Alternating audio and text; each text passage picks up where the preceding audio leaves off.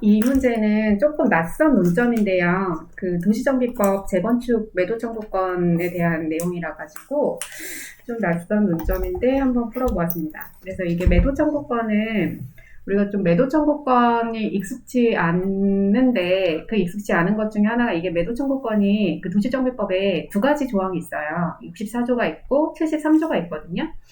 근데 이거 여기에서 정확하게 64조랑 73조를 구분하라고 문제에서 나오지 않아가지고 답을 쓸 때 64조를 기준으로 해야 되는지 73조를 기준으로 해야 되는지 약간 헷갈려가지고 그냥 두 개 다 저는 썼거든요. 그래서 64조와 73조의 차이점은 그 분양 대상의 차이가 있어요. 그래서 64조 같은 경우는 조합 설립에 동의하지 않은 자, 그 다음에 73조는 분양 신청을 하지 아니한 자 등의 차이가 있고요. 약간의 절차상 차이도 있습니다. 이제 문제 풀면서 설명드릴게요. 매도 청구권이란 재건축 사업에서 조합 설립에 동의하지 아니한 토지 및 건축물 소유자 등에게 토지 및 건물을 매도할 것을 청구하는 권리를 말한다. 이건 실무 기준에 있는 정의예요. 근데 저는 이 실무 기준에 있는 정의가 약간 여기에 분양 신청을 하지 아니한 자 이게 73조도 포섭해야 되지 않나. 근데 너무 수업 목적상 할 필요 없는 고민인 것 같아서 혼자서 고민했고요. 그러니까 이렇게 써있으니까 제가 처음에 매도 청구를 이해하는 데 되게 오래 걸렸거든요. 근데 이게 딱 제가 도시정비법을 찬찬히 읽어보니까 이렇게 구분이 되는 거더라고요. 그래서 이 매도 청구권의 이제 법적 성질, 쟁송 절차 나오면은 항상 법적 성질을 같이 써주는 게 좋고요. 조합의 일방적 의사 표시로 효과가 성립하는 형성권이고 사건으로 이제 사법상 매매 계약이 강제돼서 이건 민사소송으로 이제 해당하게 됩니다. 그 다음에 수용 재결의 의의와 법적 성질 써줬고요. 그 다음에 이 차이점을 아까 물어봤으니까 쟁송 절차의 차이점을 이제 정리를 해봤어요. 그래서 처음에 쟁송 제기 절차의 차이가 있죠. 그래서 64조랑 73조를 나눠서 절차를 적어줬고요. 매도 청구가 64조 매도 청구는 이제 서면으로 동의 여부를 회답을 촉구해요. 너 조합 설립 우리 인가 받았는데 너 조합 설립에 찬성할 거야, 동의할 거야, 말 거야. 그렇게 해서 이제 서면으로 편지를 보내요. 그러면은 이 사람이 2개월 내에 나 동의할 거야 하면은 조합원이 되는 거고요. 아니 나 동의 안 할 건데 라거나 아무 응답이 없으면 거절한 걸로 봐요. 그래서 그거를 받고 나서 그러니까 2개월이 지나면 2개월 이내에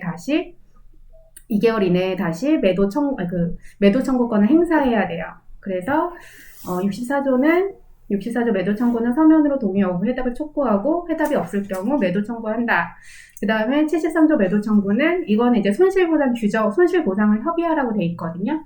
그래서 이거는 손실보상을 협의한다는 게 이제 64조랑 73조의 차이가 조금 있고요. 그래서 협의가 불성립할 경우에 매도 청구 소송을 제기합니다. 그 다음에 이게 기간적으로도 73조 매도 청구는 60일 안에 하게 돼 있고요. 64조 매도 청구는 2개월 안에 하게 돼 있어요. 그래서 약간 차이가 있는데 이걸 다 쓰려니까 너무 길어서 그냥 뺐어요.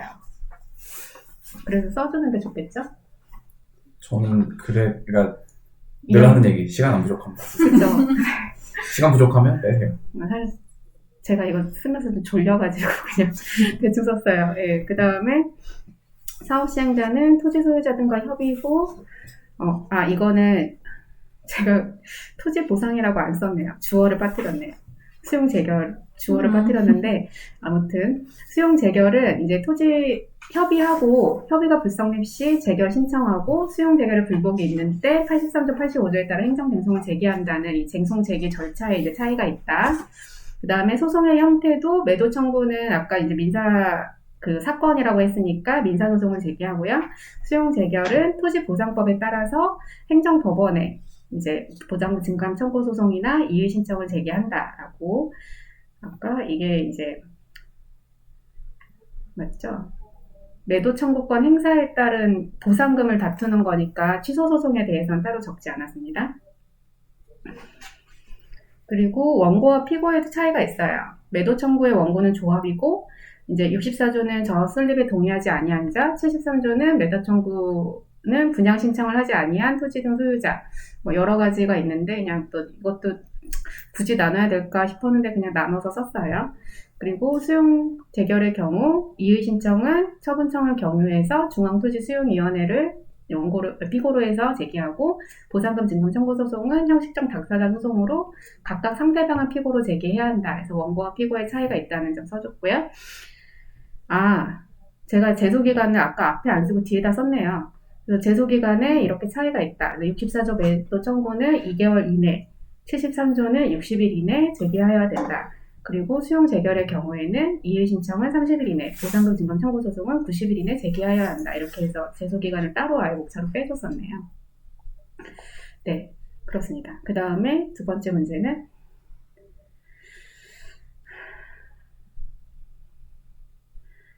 그래서 토지의 감정평가 방법에서 이제 아까는 소송에 대한 차이점을 물어봤고 두 번째 문제에서는 감정평가 방법에 있어서 어떤 차이점이 있냐 감정평가할 때. 근데 이게 사실상 사도거든요. 문제가. 그래서 사실상 사도를 평가할 때 어떤 차이가 있냐라는 질문으로 이해하면 될 것 같아요. 그래서 일단은 기준 시점에 차이가 있다. 이거 사실상 사도의 의의를 적어주고 싶었는데 사실상 사도의 의의를 적을 공간이 좀 모자랐어요. 근데 적어줘야겠죠? 10점짜리인데 사실상 사도를 적을 걸 그랬나봐요. 아무튼 제가 사실상 사도를 또 안 썼네요. 이렇게 실수하면 안 됩니다. 그래서 사실상 사도의 의의가 첫 번째 들어가는 게 좋은 것 같아요. 의의랑 평가 방법 정도를 적어줘야 이제 좀 매끄럽게 이어지지 않을까 싶고요. 그래서 이제 기준 시점에 차이가 있다. 매도 청구는 매매계약 체결 의제일이 되고 그 매매계약 체결 의제일을 언제로 볼 거냐. 그러니까 우리는 법원에 이게 소송의 형식으로 이루어지는 소송평가이기 때문에 법원의 감정명령서에 제시된 일자를 기준으로 하면 되고요. 매도 청구가 그럼 매매계약 체결 의제일을 언제로 볼 거냐. 이거는 매도 의사표시가 도달한 때 계약이 성립하는 형성권이니까 의사표시가 도달한 때를 그 매매계약 체결 의제일로 본다라는 내용 적어줬고, 그리고 토지보상법을 67조 1항에 따라서 협의 성립 당시 가격, 재결에 의한 경우는 수용사용 재결 당시의 가격을 기준으로 한다. 이렇게 써줬고요. 그 다음에 이게 가장 큰 차이는 개발이익을 포함할 거냐 말 거냐가 가장 큰 차이점이고요. 그 매도 청구에서 가장 중요한 거, 요 판례거든요. 그래서 시가는, 그러니까 매도 청구권을 행사할 때 토지 재산 가치는 시가로 평가해야 된다라고 돼 있는데, 그럼 그 시가의 의미가 뭐냐? 그래서 시가는 매도 청구권이 행사된 당시에 객관적 거래 가격으로서 재건축으로 인하여 예상되는 개발 이익이 포함된 가격을 말한다라고 판시했어요. 그러나 기준 시점에서 이 현실화 구체화되지 않은 개발 이익이나 조합원의 비용 부담을 전제로 한 개발 이익은 배제하여 평가함이 타당합니다. 이거는 그 실무 기준에도 나와 있는 법상 그 기준상 멘트예요. 그래서 이렇게 매도 청구는 개발 이익을 포함하는데 이제 아직 실현되지 않은 개발 이익은 포함하지 않는다라고 써줬고, 그 다음에 수용 재결 같은 경우는 제일 중요한 게 67조 2항에 개발이익을 배제하여 평가한다라고 돼 있고, 여기서 판례 간단하게 개발이익은 국민 모두에게 계속된 성질의 것으로 이를 배제한다고 하여 완전 보상이 어긋나지 않는다고 판시하였다라고 좀 적어줬습니다. 판례를 쓰고 싶은데 쓸만한 자리여서 지금 그냥 여기서 포섭해줬어요. 그리고 사실상 사도 평가 방법은 여기 뒤에다가 앞에 안 쓰고 뒤에다가 쓰긴 썼네요. 그래서 매도 청구권은 지목이 대의나 현황이 사실상 도로인 토지의 경우 인근 대지 시가와 동일하게 평가하되 개별 요인을 고려하여 감해 평가한다. 그래서 우리가 실무 문제 풀 때 획지 요인에서 형상감가로 넣었던 것 같아요. 그렇죠? 그렇죠. 네. 그리고 수용 재결 같은 경우는 토지보상법 26조에 따라서 인근 토지 평가액의 3분의 1 이내로 평가하되 도로의 개설 경위, 목적, 주요 환경, 인근 토지 획지 면적, 소유관계 이용 상황을 종합적으로 고려하여 판단하여야 한다. 이렇게 해서 양자의 차이를 그냥 포섭해줬습니다. 제가 사실상 사도 의의를 안 쓰고 뒤에다 그냥 평가 방법만 썼는데 이러면 안 되겠죠? 저는 쓰는 게 좋지 않을까. 의의를 쓰는 게 맞겠죠? 항상 의의를 열심히 씁시다. 네. 안 썼네요. 근데 이거 사실 오랜만에 봐서 하는 얘기긴 한데 그냥 쓸데없이 요즘은 실무에 나올 것 같은 문제가 옛날에는 나왔었네요. 그렇잖아요. 그러니까 100점도 좀 부족하게 썼네요. 사실상 의의도 안 쓰고 사도 점점 불성실해지고 있어요, 답안이. 근데 네. 시간 맞추려면 사실 그렇게 되는 거라. 물론 이제 뭐 잘 외워서 많이 쓰면 제일 좋고. 제가 처음에는 스터디 준비를 되게 열심히 했는데 요즘에 그냥 되게 대충 그냥 빨리 써버리고 그냥 숙제하듯이 이러고 있어가지고 감에. 답안의 퀄리티가 점점 떨어지고 있습니다. 네. 그래서 28회 이거는 지난번에 제가 한번 풀었던 문제인데 제가 이주대책 논점을 다시 공부하면서 다시 한번 풀어봤어요.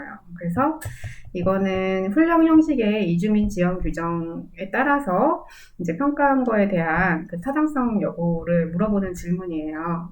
그래서 질문이 두 개인데 첫 번째 질문은 이주민 지원 규정에서 정한 추가적 요건을 이유로 그러니까 이 이주민 이렇게 나오면 이주민 지원 규정의 법적 성질 판단해야 되고 그래서 이주 대책 대상자에서 배제한 것은 위법하다고 주장한다. 그러니까 이주민 지원 규정이 법규성이 있으면 배제해도 되고 법규성이 없으면 배제하면 안 되죠. 네, 이런 기본 그 개념을 깔고 갑주자를 타당한지 이제 포섭하면 될 것 같아요. 그래서 이주대책이 뭐냐? 이주대책 의의 써줬고 이주대책이란 공익사업 시행으로 생활의 근거를 상실하게 된 자에게 종전 생활사태를 유지시킬 수 있도록 이주대책을 실시하거나 이주정착금을 지급하는 것을 말한다. 라고 썼는데 이게 공장의 이주대책도 항상 써야 되는지 75조에 아니 공장에 아니 여기 안 써요. 안 써요? 안 네. 써요? 그럼 저도 안 쓰겠습니다. 그래서 너무 쓸 게 너무 많아. 너무 길어져가지고 네. 의의 쓰다가 다 지나버렸어요. 그래서 포섭이 공장이 아닌 이상에는 이 정도만 써도 되지 않을까 싶습니다. 그래서 네. 여기다가 사회 생활의 근거를 상실한 자에게 뭐 종래 생활을 이거 써있구나. 그래서 국가의 적극적이고 정책적인 배려로 마련된 제도이다까지 쓰려다가 너무 길어서 더 뺐습니다. 그거 아마 공장의 유주대책 서울 도심에 옛날에 공장 한창 많을 때 그거 다 외곽으로 빼내고 그 자리에다가 막 주택 짓고 이러면서 그때 있었던 조항이지 요즘은 거의 적용될 여지도 없을 조항이라. 네. 그 공장용 그거 너무 외우기 어렵더라고요. 네, 서울 전체가 공장이었던 시절 있잖아요. 옛날에. 그거 외우셨어요? 공장용 그 조항만 외웠어요. 조항만. 령 있죠, 령에서 네, 무슨 맞아요. 조건 해가지고 뭐 네. 사업 지역 밖으로 이전한 그거는 1980년, 90년대까지나 쓰던 그래요? 거고 요즘은 뭐 쓸 일 없으니까 거의. 열심히 외웠는데 쓸 일은 없을 것 같아요. 그래서 이주대책은 수립 요건이랑 대상자 요건이 두 가지가 있는데 제가 항상 수립 요건이랑 대상자 요건을 두 개를 다 쓰거든요. 근데 이거는 너무 쓸 게 많아가지고 수립 요건은 뺐어요. 근데 지면이 허락하면 사실 수립 요건도 넣어주는 게 맞다고 생각을 합니다. 그래서 이주대책 대상자 요건은 주거용 건축물 소유자의 하나며 무허가 건축물, 계속하여 거주하지 아니한 자, 타인의 소유물의 건축물에 거주하는 세입자, 그래서 무세개는 제외한다. 40조 5항이고요. 그 다음에 이주대책 법적 성질 같이 논의해줬고, 이주대책은 생활의 근거를 상실하게 된 종전생활을 회복시켜주는 인간다운 생활 보장 위에 국가의 적극적이고 정책적인 배려, 당사자, 사업시행자의 재량이나 당사자의 합의에 의해 적용을 배제할 수 없는 강력법규다. 라고 여기 이 법적 성질 포섭해줬고요. 그 다음에 이제 이주대책에 대한 일반론 쓰고 BC 이주민 지원 규정의 법적 성질을 이제 정리를 해줘야겠죠. 그래서 문제점은 이주민 지원 규정은 훈령 형식으로 행정조직 내부의 사무처리 기준을 정한 일반적 추상적 규범의 행정규칙으로 대외적 구성력이 문제된다라고 행정규칙의 정의를 따로는 안 써줬고 이렇게 문제점에서 포섭을 해줬습니다. 근데 이게 이주민 지원 규정이 이 문제 같은 경우 훈령 형식으로 제정됐다고 나와 있는데 그냥 사업시행자가 정한 이주대책 기준도 있어요. 그래서 이주대책 기준, 사업시행자가 정한 이주대책 기준은 그냥 아무것도 아니고 판례에서 그냥 사업시행자가 내부적 사무처리 기준을 정한 것으로 국민을 기속하지 않는다라는 판례가 있으니까 만약에 그냥 사업시행자가 정한 기준이다 하면 그 판례 내용을 포섭하시면 될 것 같습니다. 그래서 이거는 훈령이기 때문에 이제 학설은 법규설 이것도 너무 내용이 많아져서 그냥 간단하게 학설 이름만 비법준이라고 적어줬고요. 그래서 판례는 행정청 내부의 사무처리 규정으로 보아 대외적 구성력을 부정한다.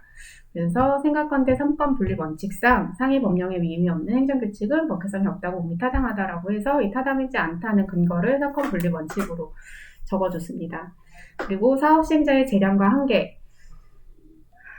이게 항상 그 이주대책 기준에 대해서 나오면 이거 그냥 세트라고 저는 생각해요. 그래서 이 이 기준의 법적 성질 적고 기준의 법적 성질이 대외적 구속력 인정되지 않는다. 이게 1번이고 2번이 재량 그리고 3번이 한계 이렇게 세트라고 생각을 하거든요. 그래서 재량에 관련된 판례는 그 사후시행자는 이주대책 내용에 대해서 재량을 가지므로 그 기준이 객관적으로 합리적이지 아니라거나 타당하지 않다고 볼 만한 특별한 사정이 없는 한 존중되어야 한다. 그래서 기본적으로 사후시행자의 재량이 인정이 되는데 다만 사후시행자가 대상자의 범위를 확대하는 기준의 수립 실시는 가능한데 법상 이주대책 대상자를 임의로 제외할 수는 없다고 판시하였다. 이 의미는 법상 이주대책 대상자에 대해서는 사후시행자의 재량이 허용되지 않는다라는 뜻이에요. 최저임금 같은 거죠. 네. 뭐더 주는 건 네 맘인데 밑으로 주시는 거라. 맞아요. 찰떡인데요, 비유가. 네.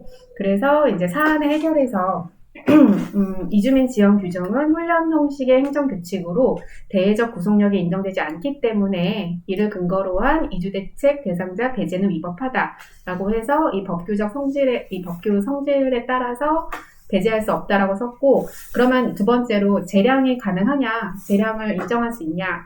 근데 법상 이주대책 대상자를 재량에 의해서 배제할 수는 없어서 위법하다. 그래서 갑의 주장은 타당하다라고 마무리했습니다. 네. 그리고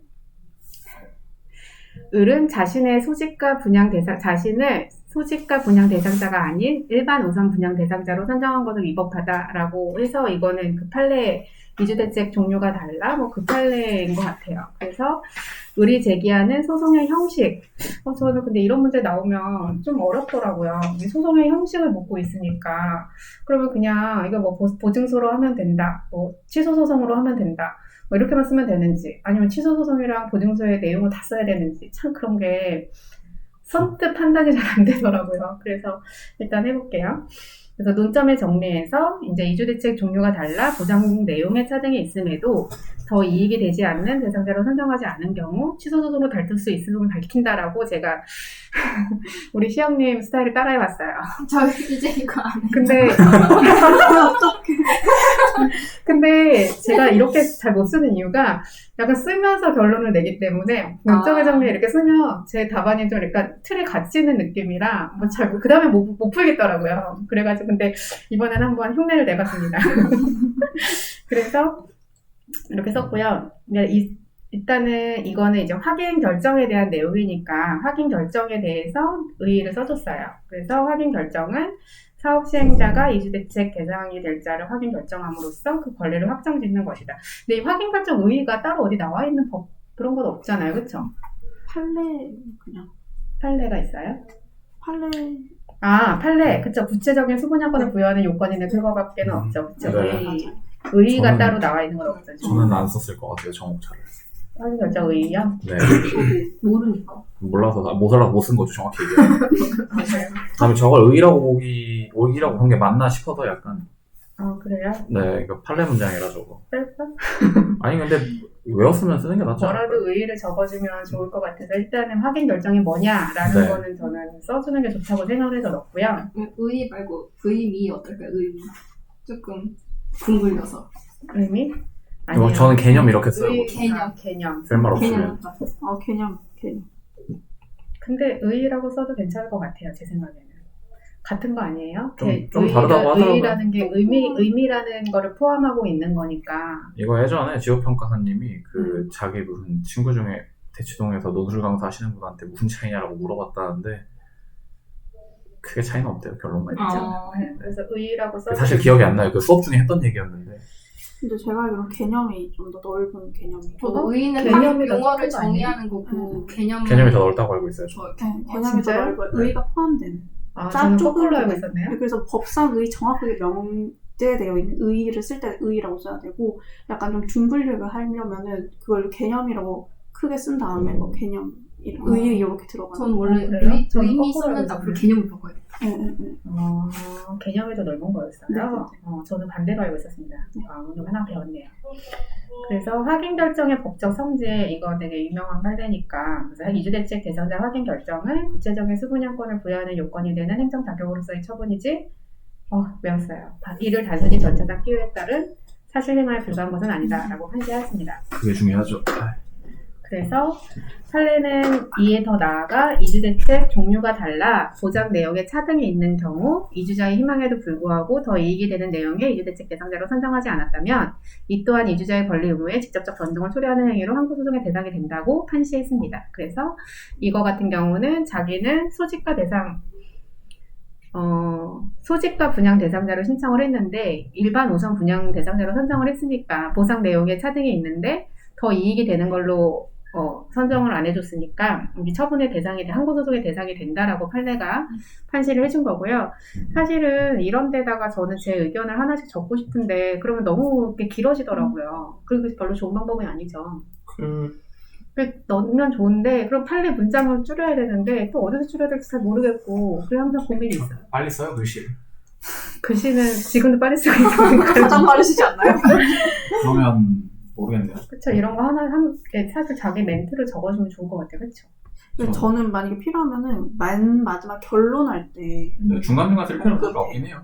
아 그래요? 네. 굳이 마지막에 다 몰았었는데. 네 맞아 저도 그래서 의리 제기하는 소송의 형식, 그래서 제가 아까 처음에 이 소송의 형식으로 나오면 어떻게 풀어야 될지 모르겠다라고 말씀드렸잖아요. 그래서 그냥 이제 취소소송 쓰고 무효등 확인소송 쓰고 그 다음에 당사자 소송은 그냥 소결에 그냥 이걸 따로 목차로 빼려다가 소결이 뭔가 필요할 것 같아서 그냥 소결에 썼거든요. 그래서 그러면 취소소송 할 수 있다라고만 써도 되나? 저는 마지막 부분에 문판검으로 써요. 그러니까 문제점 해가지고 그러니까 왜 문제가 이렇게 나왔냐. 그러니까 뭐 취소로 해야 되는지 보증소로 해야 되는지 뭐 무효등으로 해야 되는지 그러니까 항고소송으로 해야 되는지 민사로 해야 되는지 뭐 이런 게 논점일 수도 있잖아요. 그러니까 문제점에서 지금 이런 게 논의가 되고 있는데 밑에서 이제 판례 기준으로 판단을 해보겠다고 판례 쓰고 판례에서는 왜 뭐 취소소송으로 해야 된다고 항고소송으로 해야 된다고 했는가 쓰고 결론에서 그래서 그게 타당하다고 보이는지 그렇지 않은지 그냥 그렇게 쓰고 끝내요 보통. 문학판검으로. 학은 없죠. 이건 네, 문판검으로. 쓸 거 없으면 문판검 써요. 저는. 그래서 사실은 이게 학설이 그거예요. 이 행정소송 제기 전 확인시설, 뭐 제기설이래. 계획 수립 이전 시설, 계획 수립 시설, 확인 결정 시설 이 학설이 있기는 하거든요. 저 그거 항상 이해가 안 돼서 궁금했어요. 저는 그거요? 저 뭔지 처음 들었어요 지금. 그거 그냥 알 필요 없는 거지만 질문하시니까 간단히 설명드리면 확인 결정, 그러니까 우리가 소송을 하려면 내가 그거에 대해 어떤 권리가 있어야 되잖아요. 근데 그 권리가 그러면은 언제 생기냐에 대한 논의예요. 권리가 언제 생기냐. 그 논의의 실익은 당사자 소송을 제기할 수 있느냐 없느냐의 논의의 실익이 있어요. 왜냐면 이게 처분에 대해서는 당연히 항고소송을 제기할 수 있는 건데 당사자 소송 같은 경우는 나한테 법상 권리가 있어야 소송을 제기할 수가 있거든요.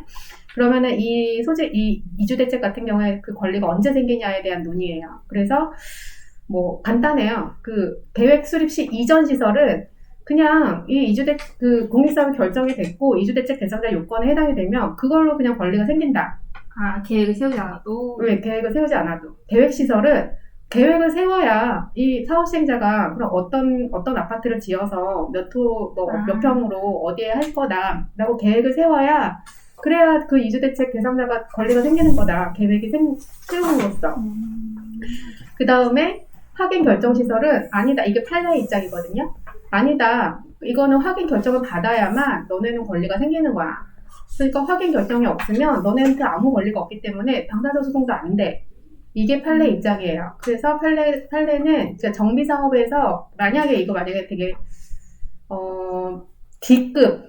D급 정도의 논점으로 굉장히 지역적으로 문제가 나오면 저는 그 판례 나올 수 있을 거라고 생각을 하거든요. 그러니까 그 판례가 뭐냐면 재건축이나 재개발 사업에서 조합원은 확인 결정을 받기 전까지는 어떠한 권리도 없기 때문에 자기 당사자 소송으로 그걸 당사자 소송으로 확인해서 이익을 구할 법률상 이익이 없고 그냥 분양 계획이 수립되고 나서 확인 이런 게 다 되면은 그 다음에 항고소송을 제기할 수 있을 뿐이고 이런 판례가 있어요. 그래가지고 그거가 나오면 굉장히 그 해는 법규 성적이 낮겠죠. 그래서 만약에 그런 문제가 나오면 저는 남들보다 한 1점 더 받을 것 같아요. 왜냐면 그 판례를 알고 있으니까. 1점이 아니라 6점 이상 받을 것 같아요. 근데 여러분들도 지금 얘기를 들었으니까 잘 쓸 수 있으실 거예요. 그래서 아무튼 근데 강 박사님은 이게 78조 1항하고 78조 4항이 강행 규정이라고 판례가 나와서 이 학살 논의 자체가 아무 필요가 없다. 그래서 학설 쓰지 말아라. 라고 말씀하셨어요. 그래서 근데 이제 다른 교재들에는 다 이 이론을 쓰는데 정말 강 박사님 말씀을 믿고 안 써도 되나 항상 고민인데 그냥 강 박사님을 믿고 따르기로 했습니다. 왜냐? 이 학설을 적게 되면 답안이 너무 길어져요. 그렇겠어. 그래서 그냥 저는 이 학설을 버리기로 했습니다. 이걸 이해하기 위해 굉장히 많은 시간과 노력을 투자했지만 버렸습니다. 주면 100점 나오겠죠. 그래서 답안지 22페이지. 22페이지 아니 32페이지. 22로 안 돼. 32페이지. 그래서 이거 같은 경우 그럼 문학판검으로 풀게 되면은 사실 그 부분을 포섭을 해야 되잖아요. 이 당사자 소송이랑 이게 당사자 소송이 문제가 되는 거거든요. 이 소송의 형식을 당사자 소송으로 할 수 있을 것이냐 말 것이냐. 그러면 너무 복잡해지기 때문에 맞아요. 그쵸? 그래서 그냥 취소 소송 하겠어서 그냥 썼거든요. 근데 제가 다음에는 네. 옷도 있었구나. 들어가세요. 제가 다음에는 지금 당황했어. 네. 다음에는 혜정님이 말씀해주신 거 참고 삼아서 답안 쓸 때 한번 구현을 해보겠습니다. 그래서 이번에는 판례는 사업 시행자가 제가 이렇게 자신이 없으면 막 이렇게 목차도 막 꼬이고 그렇더라고요. 그래서 목차도 안 잡고 그냥 썼어요. 그래서 판례는 사업 시행자가 이주대책 대상자가 아니라고 하여 확인 결정 처분을 하지 않고 이를 제외시키거나 거부 조치한 경우에는 제외 처분, 거부 처분의 취소를 구할 수 있다고 판시하였다라고 그냥 판례 썼고 두 번째는 이걸 취소 소송을 어디까지 써야 되는지 모르겠어가지고 그냥 다 줄글로 처리했어요. 그래서 이게 대상 적격이 인정되고 법률상 이익이 인정되고 그래서 제소기간 내에 취소 소송할 수 있다. 근데 소송의 형식을 물었으니까 뭔가 소송에 대해서 길게 써줘야 될 것 같은 느낌이 들어가지고 어떻게 생각하세요? 제가 네. 저렇게 쓰고 분량이 없어갖고 뒤에다가 그 추가 사항이라고 하고 쓴 적이 있기는 있어요. 그렇죠. 근데 이 소송의 형식을 물어보면 뭐라고 써야 돼요? 근데 그러니까 소송의 형식은 지금 저는 문제점 해가지고 이게 강사소송으로 해야 되는 건지 양도소송으로 해야 되는 건지가 문제된다 이렇게 써놓고 판례에서는 양도소송으로 하라고 했잖아요. 어쨌든 맞지 않나 이게? 아니 근데 네. 그게 네. 지금 강 박사님 답안은 뭐냐면 취소 소송도 할 수 있고 당사자 소송도 할 수 있다. 마지막 의견에? 네. 그러니까 당사자 소송도 인정을 해야 된다라고 둘 중에 하나를 선택하는 게 아니라 당연히 둘 다 당연히 가능한 거다라는 결론이기 때문에 그게 문제가 된다라고 가면 사실 확인 결정 시설 이거 써줘야 되거든요. 저는 시험 답안지에다 제 의견을 쓰는 걸 굉장히 좋아하지 않는 사람이라 그러니까 뭐라고 해야 되지? 막 그런 거 있잖아. 학설과 판례 대립 막 이런 것도 몇 개 있잖아요. 우리 문제 풀다 보면 저 그런 것도 굳이 대립을 잘 쓰지 않아요. 저는 제 스타일인데 그거는 왜냐면은 걔들 하는 생각이 그거죠. 읽는 사람이 기분 나쁘면 어떻게 걔는 그렇게 생각 안 할 수도 있는데 그 다음에 사실 그러니까 이게 제일 애매한 건데 왜냐면 이제 요즘 판례 위주로 스타일이 바뀐 이유 중에 하나가 저는 이게 그렇게 문제를 안 내면은 결론 부분에서 약간 뭐라고 얘기해야 되지? 막 사람들 답안이 단 5가지, 6가지가 나올 수가 있는데 그거를 다 틀렸다고 말할 수가 없단 말이에요. 그러니까 쉽게 말하면 채점하기가 힘들어지니까 그냥 판례대로 결론 낸 그러니까 판례대로 다 문제 내면은 그대로 결론 썼으면은 사실 점수 주고 아니면은 까버리면 편하거든요. 좀 그렇게 생각을 해가지고 그러니까 의견 써주는 거는 그냥 진짜 딱 목차 하나 한 4줄 정도 그냥 가볍게 써주고 넘어가지 그거를 막 되게 장황하게 막 그래서 왜 당사소송이 되는지 막 이렇게 쓰는 거는 저는 지면 낭비라고 생각해요. 나 무슨 말씀인지 알겠어. 네. 그러니까 이 소송의 형식이라고 하면은 그냥 이건 취소 소송이냐 당사자 소송할 거냐 뭐 무효등 확인 소송할 거냐라고 정해지면 되는 거지. 네. 그 각 소송에 대한 구체적인 내용까지 굳이 쓸 필요 없다. 네, 없다. 그러니까 답 되는 것만 딱 쓰고. 그러니까 이 부분에서 뭐 대상 적격, 원고 적격, 제소기간 이거 굳이 쓸 필요 없다? 네, 제 생각은 그래요, 일단. 두 분 생각은 어때요? 저도 그렇게. 왜냐면 다 쓰면 좋겠는데 분량도 안 나와요, 그렇게 쓰면. 15점이니까. 몇 장 썼나 볼까요? 이게 타자로 친 것보다 손으로 쓰면 늘어난단 말이에요. 2장 반 정도 썼으니까 분량이 오버되긴 했네요. 네, 맞아요. 거의 3장 나온 거예요, 손으로 쓰면. 맞아요. 그래서 좀 이게 좀 짜증났어요. 이 문제 풀면서. 그래서 무효등 확인 소송도 처음에 안 쓰려고 하다가 그래 소송의 형식을 물었으니까 제기할 수 있는 소송에 다 써야 되지 않나? 그러니까 굳이 쓰고 싶으면 의 정도만 쓰시고. 네, 그래서 무효등 확인 소송에 대한 내용도 그냥 의 정도 쓰고 얘는 어떤 소송이다 라고 썼어요. 그래서 이런 문제 나오면은 저는 되게 좀 기준을 잘 모르겠어요. 그래서 일단은 무슨 말씀인지 알겠고 구체적으로 하나하나 요건 포섭할 필요까지는 없고 그냥 일단 의 정도만 쓰고 어떤 소송이 되는지가 중요한 거다라는 말씀이신 거잖아요. 그러니까 메인이 되는 걸 좀 더 열심히 써라. 그래서 일단 조금 지면 낭비를 한 것 같습니다. 네, 그래서 당사자 소송의 가능성은 네, 좀 써줬어요. 이거는 약간 가점, 그러니까 이 소송의 형식 자체를 이주대 측에서 물었다는 거는 당사자 소송의 가능성이 있냐 없냐를 물었다는 거라고도 판단이 돼요. 이게 사실 되게 논의가 되고 있는 상황이기 때문에. 그래서 항고소송으로 취소소송, 무효등 확인소송을 제기할 수 있다라고 그래서 제가 이제 소결에다 둔 건데 이걸 일단 결론을 져주고 또한 자기 몫이 다른 이주대책 대상자에게 분양되어 분양 신청을 하더라도 거부당할 것이 명백한 특수한 경우에는 이주대책 대상자로서 분양을 받을 권리, 법률상 지위 확인 소송을 구할 수 있다고 판단된다라고 이제 이 취소 소송과 함께 이 당사자 소송의 가능성도 인정된다라고 이제 써줬습니다.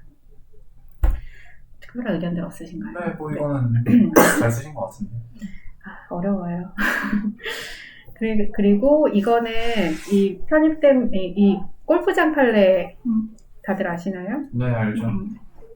최근에 거기 뭐 강제 집행한다고 난리인데. 저는 사실 이 판례를 이 문제 풀면서 전체 판례를 처음 봤어요. 그 짤막하게 요약한 판례만 봤다가 전체 사실관계를 몰랐다가 이번에 그걸 더 전문을 읽어봤거든요. 이 문제 풀면서. 그랬더니 이거 되게 웃긴 판례더라고요. 재밌어요, 판례들. 네. 그래서 결정적으로 제가 이 문제는 한번 풀고 다시 풀었습니다. 왜냐면 제가 그 판례를 오해하고 있었기 때문에. 그래서 제가 이 말씀을 드리는 이유는 판례를 볼 때는 요약본만 보지 말고 항상 사실관계를 확인하는 습관을 가지면 문제 풀 때 도움이 된다 라는 말씀을 드리고 싶고요. 그래서 이거는 이 골프장이 되게 여러 필지로 구성이 돼 있잖아요. 그 골프장 중에 일부가 이렇게 편입이 된 거예요. 근데 여기에 오수처리장이 있었어요. 근데 이 골프장에 이렇게 여러 가지 건물도 있고 골프 코스도 있고 이렇게 될 텐데 이 오수처리장이 없어지면은 얘가 이제 이쪽으로 이전을 해야 되잖아요. 그러니까 얘를 그러면은 이 쟁점이 이 오수처리장을 자녀 건축물로 볼 거냐, 사업시행자는 이게 자녀 건축물로 실수용자는 자녀 건축물로 보상을 해달라. 그리고 그 사업시행자는 이전 비용을 보상해주겠다라고 주장을 하고 있는 거예요. 그래서 여기 보면은 자녀 시설이 종전과 동일하게 운영되려면 위 오수 처리 시설을 대체하는 새로운 시설의 설치가 필요하다고 보아. 그러니까 자녀 시설이라고 했으니까 이걸 자녀 건축물로 보상해달라 라고 주장하는 걸로 생각이 됩니다. 그래서 그 설치에 드는 비용을 1억 5천만 원을 보상받아야 된다라고 주장을 했어요. 그럼 갑주장은 타당하냐? 그러면 갑주장의 타당성, 제가 이걸 처음에 잘못 풀었던 이유는 이 자녀시설에 꽂혀가지고 자녀시설만 포섭을 했거든요. 근데 생각해보니까 이 앞에 사업시행자는 이전에 필요한 비용으로 줬잖아요. 그럼 사업시행자는 이거를 지작물 75조를 적용해서 보상을 해주는 거잖아요. 그러니까 문제를 잘 읽자라고 생각을 했고, 그래서 지정물에 대한 보상, 자녀 건축물에 대한 보상, 이걸 두 개를 다 써줬습니다. 그러니까 첫 번째 풀 때는 얘만 써줬고요. 두 번째 다시 풀면서 얘를 추가했습니다. 그래서 이거 다시 한번 내용. 그래서 오수절이 논점에 정리해서 제가 놓쳤던 부분을 다시 썼어요. 실제 시험에서도 이렇게 고칠 수 있으면 참 좋을 텐데요. 그렇죠? 그래서 실제 시험이었으면 이게 10점 문제인데 한 4점밖에 못 받지 않았을까 이런 생각이 듭니다. 4점도 못 받았을 것 같아요. 이거 감가상각 부분 얘기도 쓰셨나요? 네. 그래서 지작물로서 이전비 보상이 원칙임에도 새로운 대체시설의 비용을 보상해달라는 갑주장의 타당성을 검토한다라고 썼고요. 지작물에 대한 보상은 이전비가 원칙이고 이전이 어렵거나 종래 목적대로 사용할 수 없는 경우, 그 다음에 이전비가 물건 가격을 넘는 경우에 물건의 가격으로 보상한다라고 이거 좀 빠졌네요. 아무튼 이렇게 사업 시행자가 직접 사용할 목적으로 취득하는 경우. 네, 맞아요. 네. 근데 이거 너무 답안이 길어져가지고 10점짜리인데 그래서 그냥 빼기는 뺐거든요. 그런데 넣는 게 좋은 것 같아요. 그거는 요건이라서. 요건이라서 그렇죠. 그래서 두 번째 잔여 건축물 손실 보상은 75조의 2에 있고요. 사업 시행자는 동일한 소유자에게 속한 1단의 건축물, 그 다음에 사용 취득감으로 인한 잔여 건축물의 가치가 감소하거나 그 밖에 손실이 발생한 경우 손실을 보상하여야 한다라고 법 규정에 되어 있고요. 그래서 바로 사안의 해결로 바로 갔어요. 사안 해결에 쓸 게 많아가지고. 그래서 일단 사안 해결에서 관련 판례 입장을 넣어줬고요. 그래서 가격에 따라 지작물을 보상하는 경우에도 원가법으로 그 지작물의 현재 가격을 보상하는 것으로 지작물의 대체 시설을 시공하는 공사비용 전부를 보상하게 되면 기존의 낡은 시설을 새로운 시설을 교체하게 되어 정당 보상을 초과하여 보상하게 된다라고 굉장히 긴 판례 중에 이 부분만 가져왔어요. 제가 사실은 왜 풀렸냐면 제 서브노트에 이 위에가 없었어요.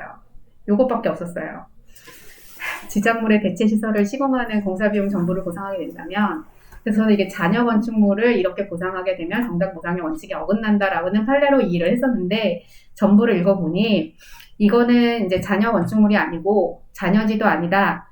그래서 그 피고의 주장은 타당하지 않다. 근데 이거는 그래서 건축물로 보상을 하는 건데, 건축물 보상을 할 때 건축물로 보상을 하더라도 이거 새 건물을 보상하는 게 아니라 우리가 감가상각을 해가지고 보상을 하니까 그 얘기거든요. 그래서 지작물의 현재 가격을 보상하는 거다. 그래서 대체 시설을 시공하는 새 거를 보상하는 게 아니다. 그래서 기존의 낡은 시설을 새로운 시설로 교체하게 되면 정당 보상을 초과하게 된다. 이게 이제 판례의 요지입니다. 그래서 제가 이번 기회에 이 판례를 전체를 의미를 파악하게 돼서 되게 기뻤어요. 이 문제를 풀면서. 그래서 토지보상법 제70, 그래서 사원의 체결을, 그러니까 이거는 이 판례 전체를 몰랐으면 못 쓰는 사안의 해결이에요. 그래서 이 판례를 알고 있기 때문에 쓸 수 있는 사안의 해결인데, 75조를 적용할 때는 이전비 보상의 원칙이고, 이전비 보상으로 동일한 효용을 유지할 수 있다고 판단되니까, 그냥 사업시행자 의견이 타당하다라는 거고, 가격으로 보상하는 경우에도 종전 건축물의 가치로 보상을 하는 거지 새로운 대체시설 설치 비용에 대한 법적 근거가 없으므로 갑주장은 타당하지 않다. 이렇게 사안을 포섭을 했고 사실 여기서 끝내도 돼요. 근데 이제 이게 판례의 내용이기 때문에 두 번째 내용을 넣은 거예요. 그래서 사업시행자가 잔여 시설을 보상해달라고 했기 때문에 그럼 사업시행자는 75조 2항을 유추 적용해달라고 한 거기 때문에 사업시행자의 주장을 사안의 해결 두 번째에서 포섭을 해준 거거든요.